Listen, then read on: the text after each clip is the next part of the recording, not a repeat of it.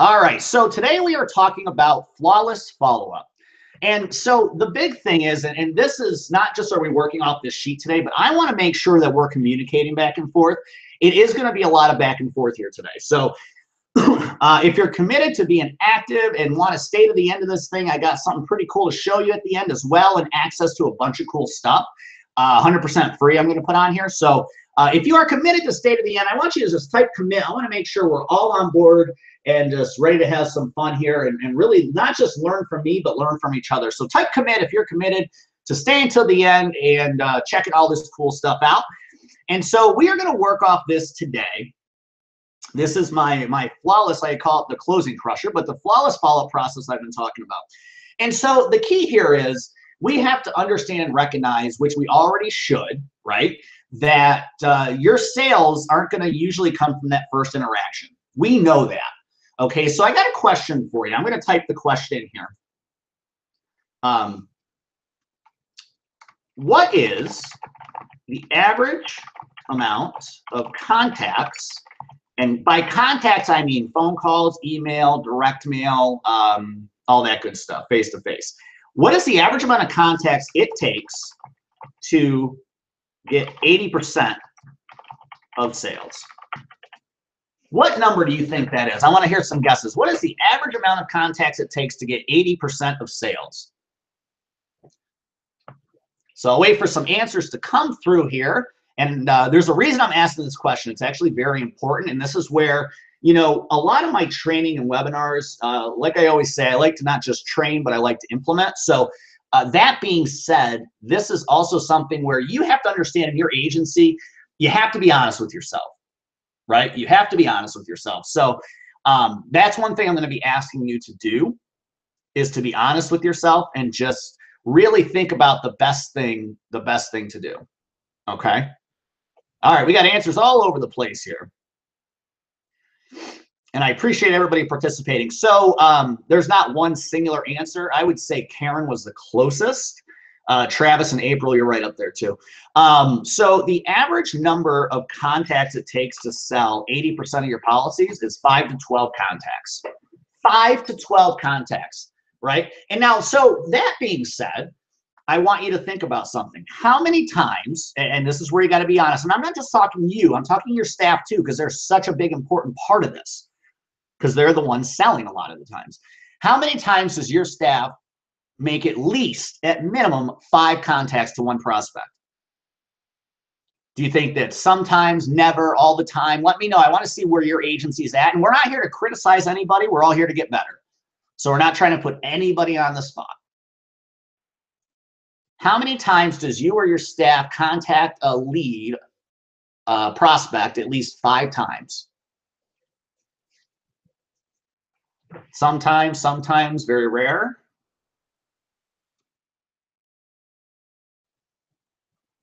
All right, and it looks like everybody's being honest. That's good. That's absolutely good. Linda, that's a good point too, which we'll talk about that a little bit. All right, so now imagine this. So I just said 80% of sales happen between 5 to 12. So that means if you're not hitting the contacts at least 5 times every time, you could potentially be missing out on 80% of your sales, which is roughly 3.5 to 4 times your current volume. So I don't need your numbers. You don't have to type this in. But I want you to think about how many sales you have in a month and what it would mean to you if you could increase them 3 to 4 times. If you did the follow-up properly. Like I said, I don't need to know your numbers, but you know in your head what your number is. And so this is what this process is going to do. This process is going to hopefully make up for those missed opportunities. All right, so we're going to start at the top left here. And we are going to work off some other things today, not just this sheet, but I want to start here. So the top left is your initial lead. And what I mean by that is no matter how they came in contact with you. So I don't care if this is an internet lead, a call-in, a telemarketing lead, door-to-door, however you got the lead, all right, this is what I mean by the initial lead, and it can be absolutely anything. All right, so let's first start.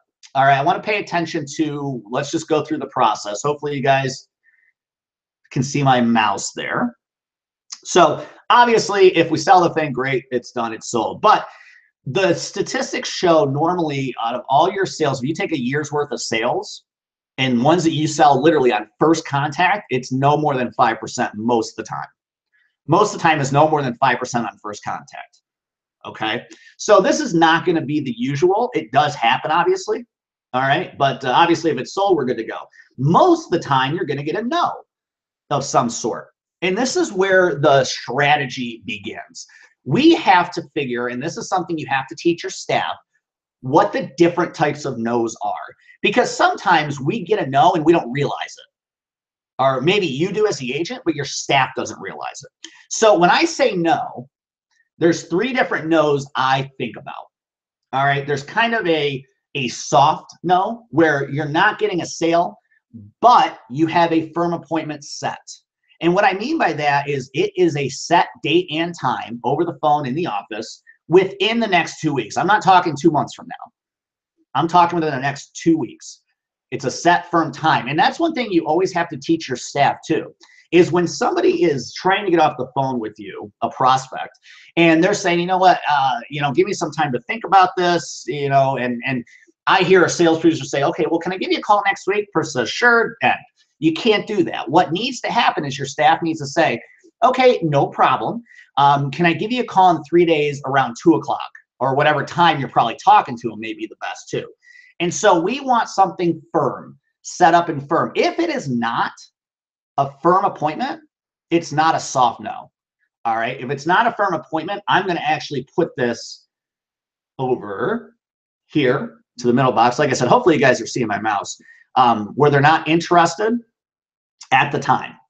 All right. And one thing that used to drive me nuts, and you can't let your staff do this to you, excuse me, is when, your staff comes to you, you may be asked, how'd that prospect look? How'd that lead look? Whatever. And they come back to you and be like, oh, you know what? It looked good. They said to, follow up with them in about a month or 2 months or at their renewal. All right. You can't, and I don't mean to be harsh here, but you can't let your staff walk away from that interaction feeling good about that call, right? You have to just step back and say, okay, well, so are they interested now or not?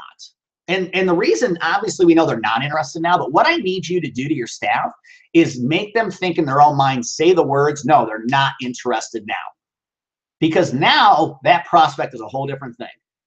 It's not a maybe sale, it's a no sale. And that's going to make them either A, go back to the drawing board and figure out how to sell them now, or B, help them in a future conversation. All right, does that make sense, you guys? Why we want our staff to recognize, we're not trying to beat them up. We're not trying to be mean, but we need to understand if someone's interested or if they're not interested. There is no maybe.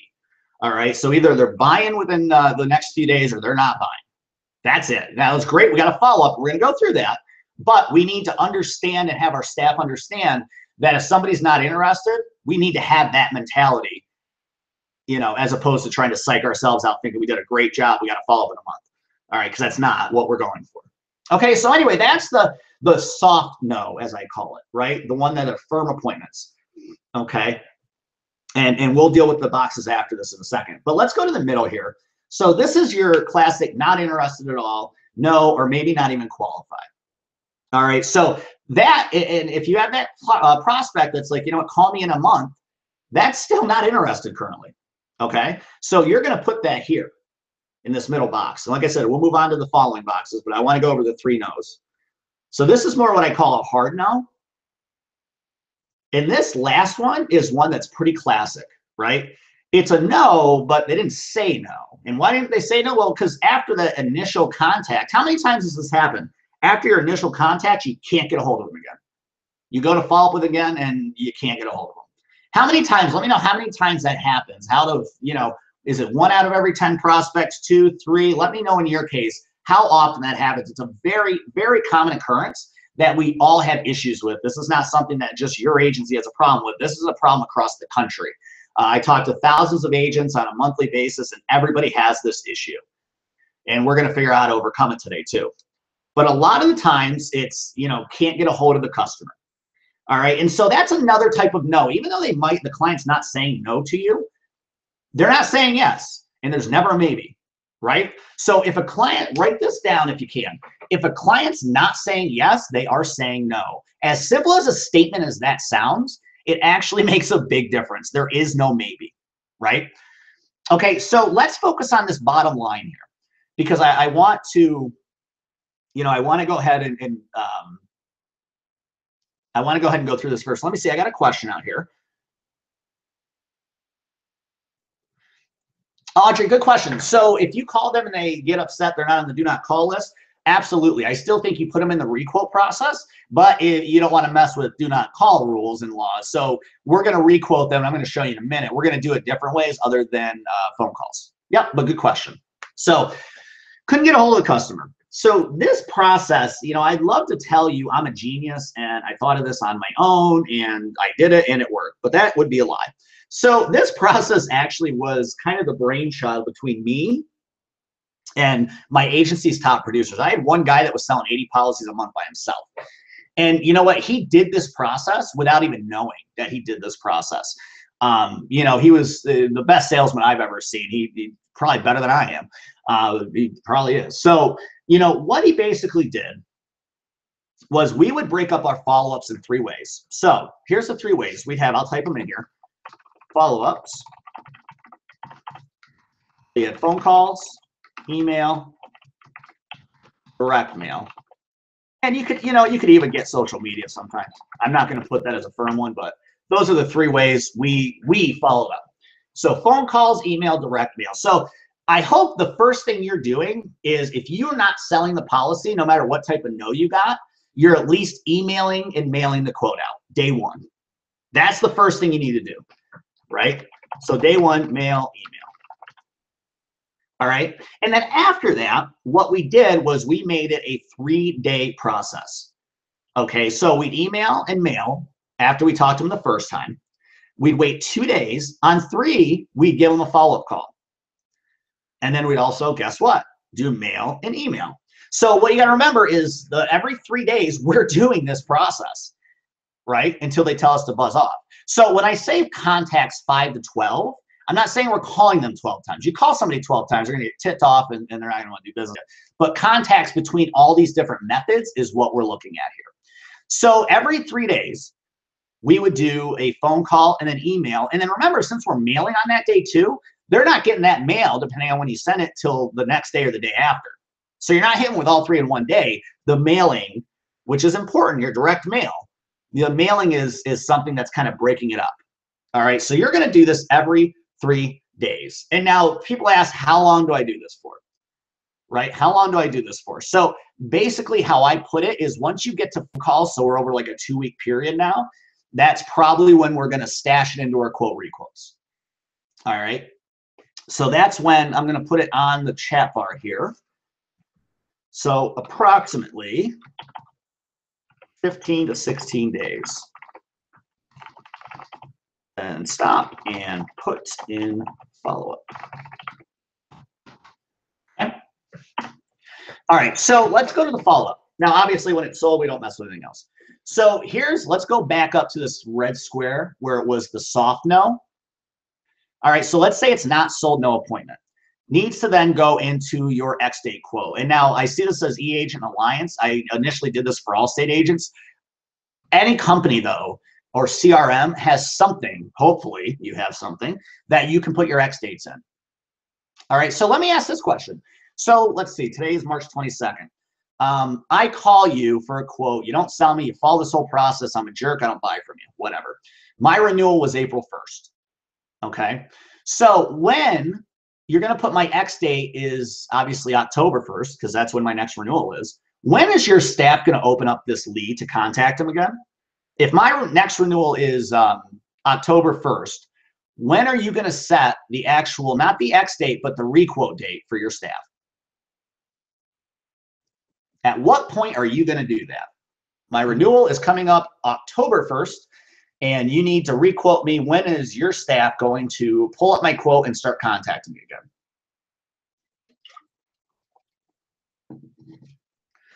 Yes, thank you. All of you are smart. Yes, absolutely. September 1st, 30 days, 30 days.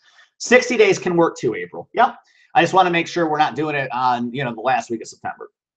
But yeah, 30 to 60 days is perfect. Absolutely. 30 to 60 days works perfectly. And now it depends too. Let's say let's go off April and Steve here. So I don't mind the 60 days. I like that. So in the 60 days though, would you put a phone call out there, obviously, but maybe not do the 3 days, maybe do 5 or 6, or maybe do once a week until September and then hit them with the 3 days. And it might work for you that way. It might not. It's entirely up to you. But I'm just saying under my normal process, this is what I did. All right, so you're going to put everything into your X days. And so number one rule too, and it kills me that I have to say this. Hopefully nobody does this, but one thing you never do. Okay, and that makes sense then, Susan. Or Suzanne, sorry, I pronounced it wrong. So one thing I never do is never delete a quote. Do you guys delete quotes?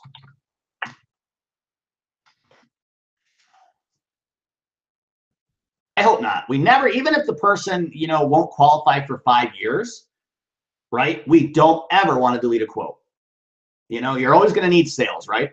So never delete a quote is rule number one. And you also, you know, we know that. Make sure your staff knows that. I find some of this stuff, the miscommunication is just simply we don't tell our staff. And we need to. All right. So make sure your staff is aware of that also, to never delete a quote. You know, you guys know that, but let's make sure they know that. Okay. All right. So let's go back into the middle. So let's go back to this middle box, not interested at all. All right. That goes into the quote requotes. And then after that 15 or 16 days, it also is going to go into the quote requotes. All right. Yeah, and Karen, depending on your system, you might have to. You know, some of them are set up with tasks, some are set up with scheduling, other ones aren't. So you're going to, you know, whatever CRM you're working off of. And actually, guys, I'm pretty familiar with most of them. So if you have questions, just shoot me an email, joe@imwithdavis.com, and I could probably help you out.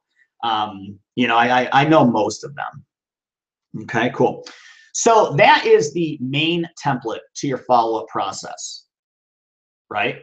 The main template to your follow-up process. So, you know, this is all great. We know this as agents that this is what we should do. The reason I'm showing you this is we want to communicate this to staff, right? This is something we want to communicate to staff. And so, you know, the question then becomes, well, that's great, but if someone's not calling me back, which is we already hit on was a big thing. Let's say they're down here, not calling me back.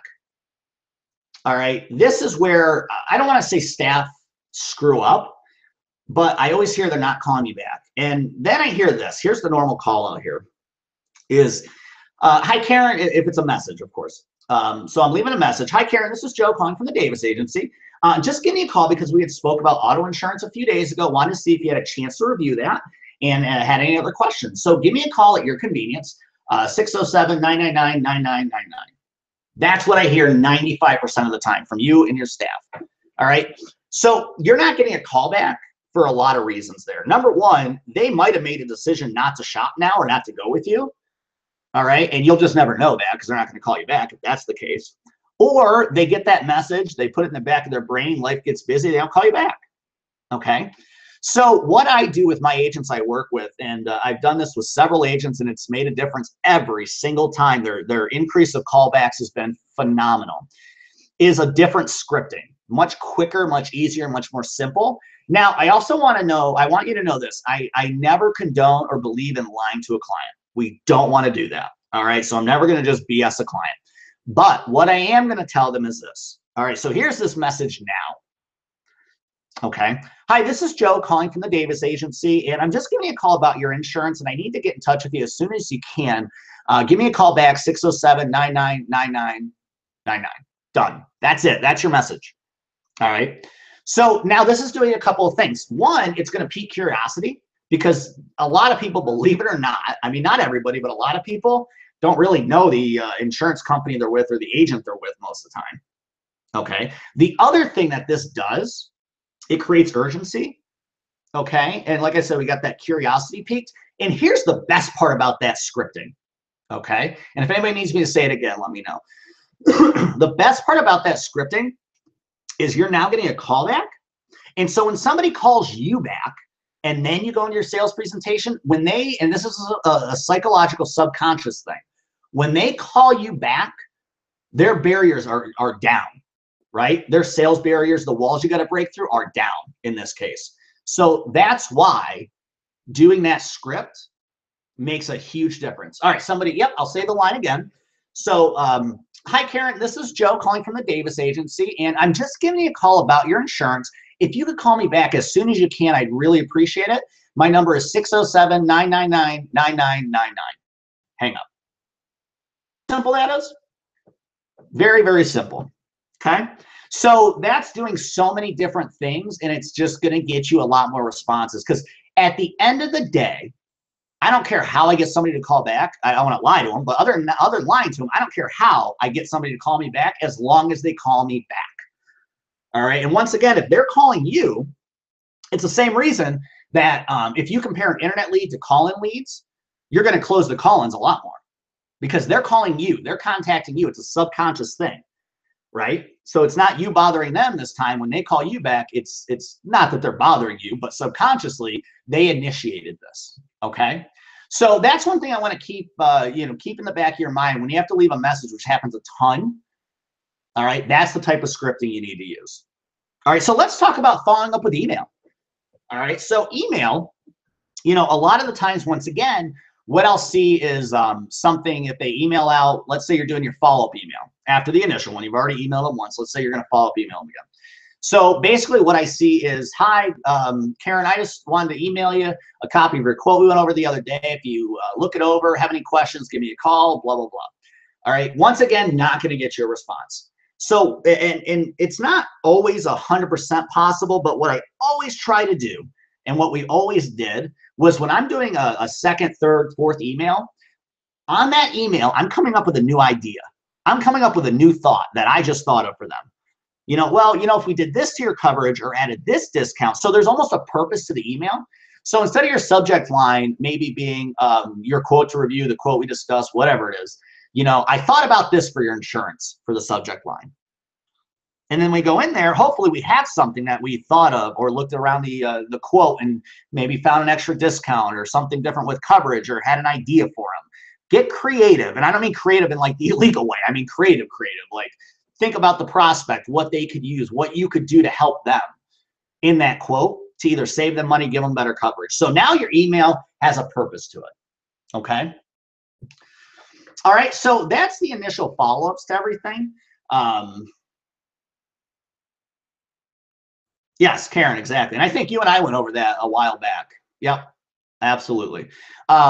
If anybody doesn't know, Karen's kind of my cheerleader, been working with me for a long time, so always appreciate her around here. So that's the basic follow-up process. All right, but like I said, scripting is equally as important. Okay, so now let's go to your different types of leads you're getting in the initial phone calls.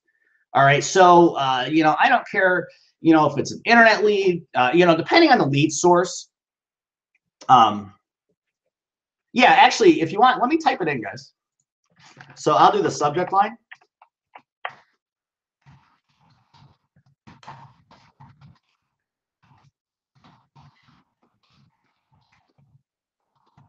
It's just an example. It can vary, but.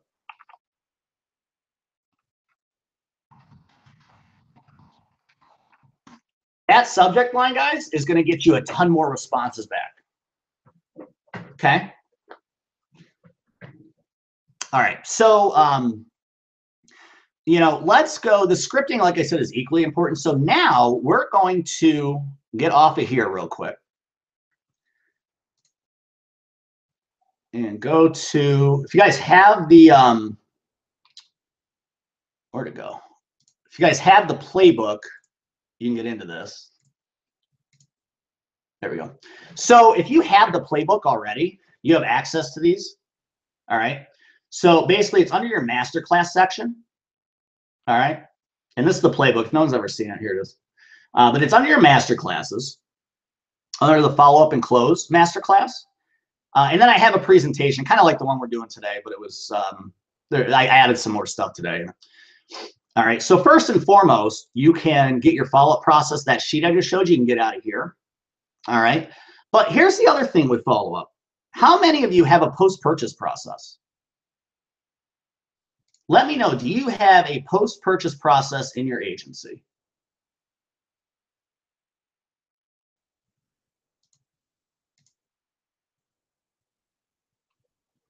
How many have a post-purchase process?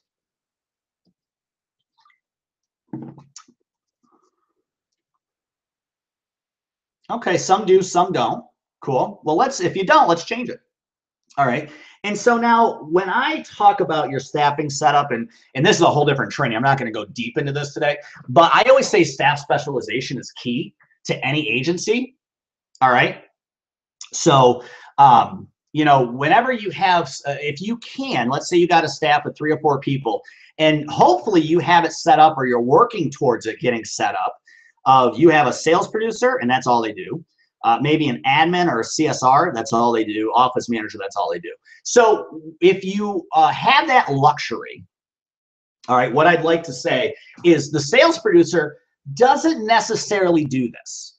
This could be done by a CSR, or even in my case, I actually had the office manager do this, right? Or sometimes we would split them. The post-purchase is something that I feel is important for a manager or agent to do if possible, okay? So first and foremost, we want to call them on the follow-up. Now, you got to give yourself some time. You're sending out cancellations, all that good stuff. So the time could be different, all right, the time frame, but either way. So voicemail, answering machine, leave the message to call them back. If you don't get an answer, you know, set up for another day and maybe send a note out. Karen sends handwritten notes. I love that. That's a great thing to do. I wish I would have do that more, but I don't. If they answer, here's the conversation, or when they call you back, here's what we want to do. A few simple steps. This is a 2-minute call. You want to verify they received all their documents. That's why we're not going to do it the first day after. We want to make sure they got time to get everything. If they have trailing documents, a lot of states do. Yeah, I'll give you access to it, Sal. If they have trailing documents for whatever case, whether it's coverage or, you know, whatever for your company, your agency, make sure that's good. Make sure they understand the coverages. And I don't mean, we're not going to right at this point go through all that info, but what we are going to say is, are you comfortable with the coverage limits? I see we gave you full coverage, collision, comprehensive, whatever you want to say. Don't go through everything, but just make sure they're comfortable and they understand what they had. You know, and so also this is another good place to review, like, for instance, here's a quiz question. Somebody's going to get a gold smiley. What is the #1 coverage that agents get E&O claims on? Errors and omissions claims. Not necessarily sued for, but I guess you could say that. What is the #1 coverage that we don't put on policies that people come back and it bites us? Does anybody know? Might not be what you think. #1 coverage that comes back to bite agents on the butt.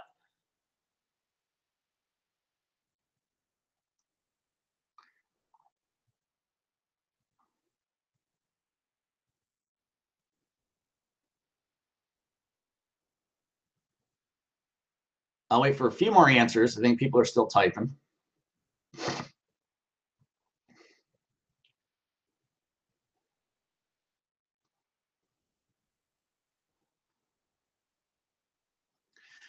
All right. All I was asking Karen was, what was the #1 coverage we forget to give people or don't give people that comes back to bite us on the butt? So file E&O claims, that kind of stuff. Spoiler alert, Steve and Travis got it right away. Rental car coverage.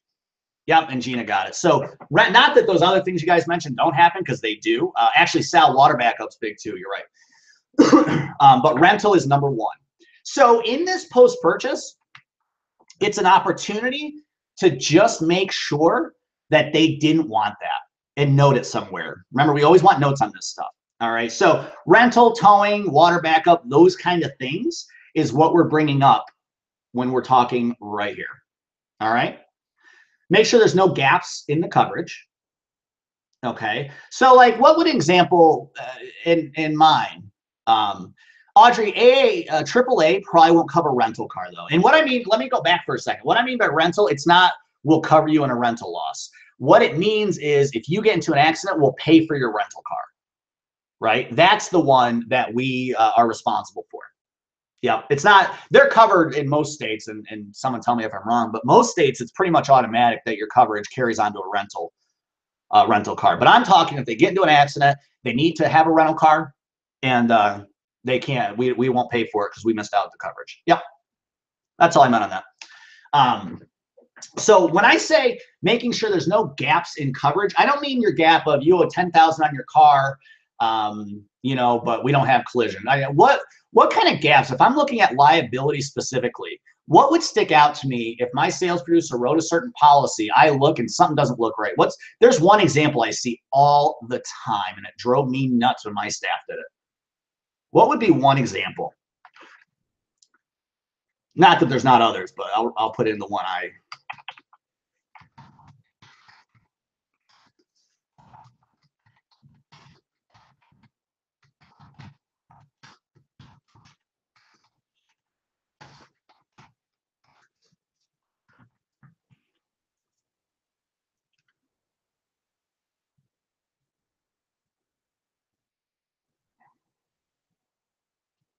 Yeah, a lot of you guys are hitting this right on.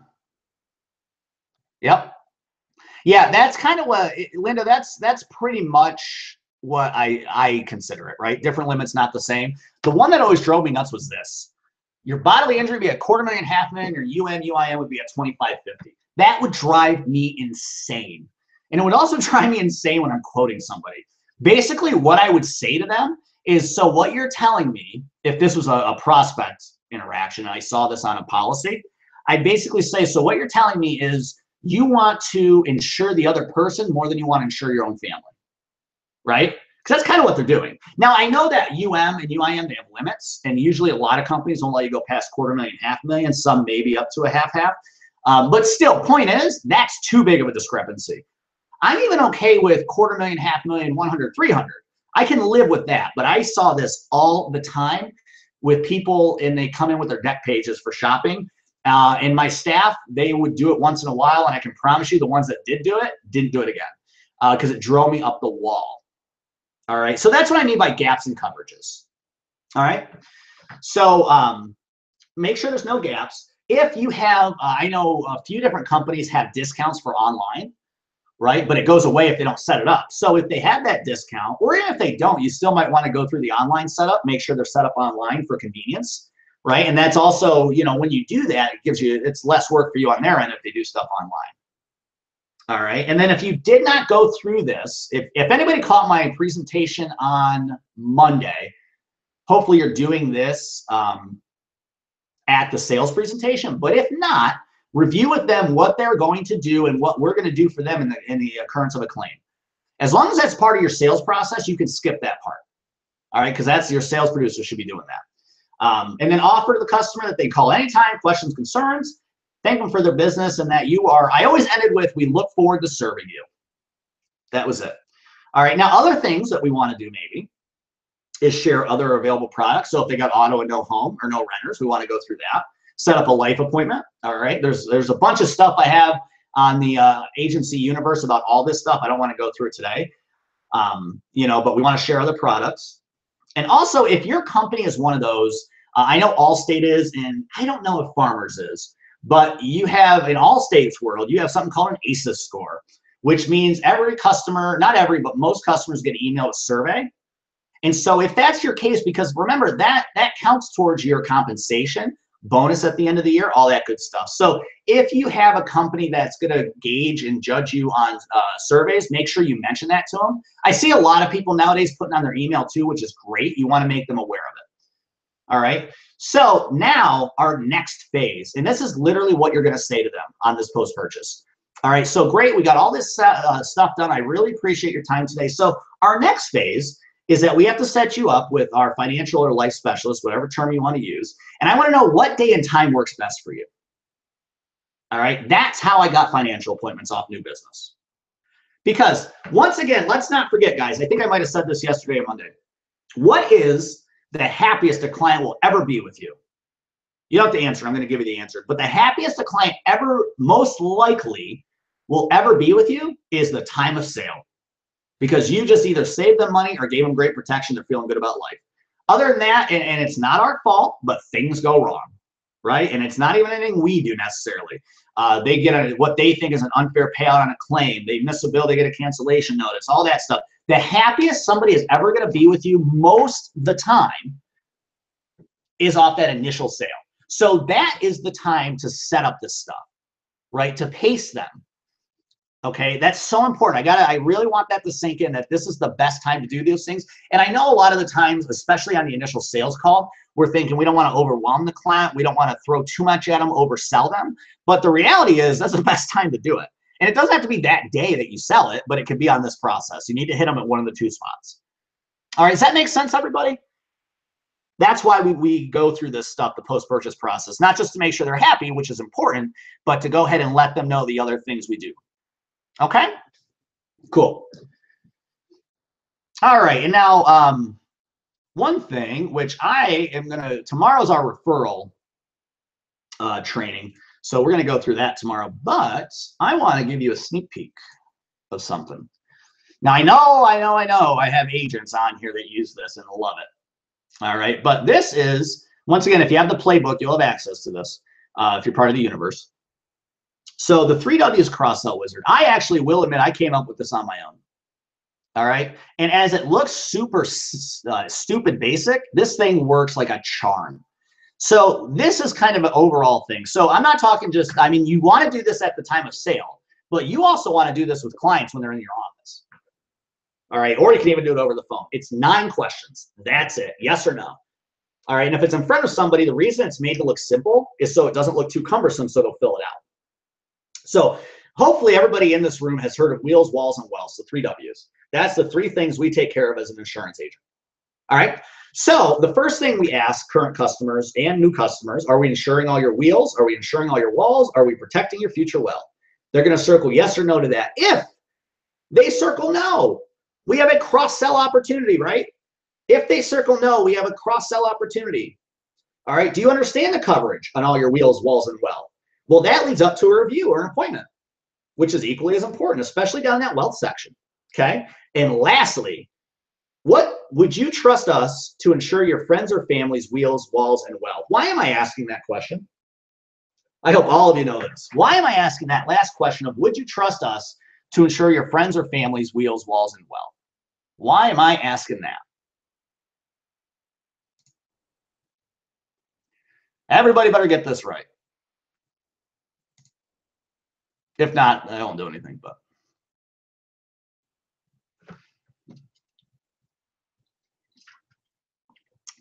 Ding, ding, ding. Absolutely. Referrals, referrals, referrals, referrals.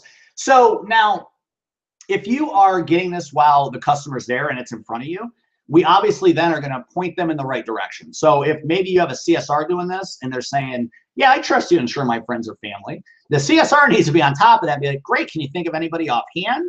You know, or at least get it over to a sales producer so they can follow up with this person. All right, and then in the bottom, you'll see their name and their email. All right, this sheet has been gold. Not just, I created it when I was an agent, obviously, and it worked like gangbusters for me. In fact, this one works so well. I was with Allstate, and they actually incorporated it into our regional marketing. You know, it worked really well, and I don't know if they're still doing it or not, but I didn't copyright it, so I guess they are. So anyway, this is something that is just can hit a home run for you on every interaction that you have right here. Okay. All right, and then I wanted to show you guys, just those of you that aren't in the universe, which, by the way, hang tight, I'll show you how you can get into the universe. We got 10 spots left for it this week. Real quick, I don't want to make you guys too dizzy here. So under the done for you templates part in your playbook, when you're in the universe, you got a bunch of other stuff, but let me go down.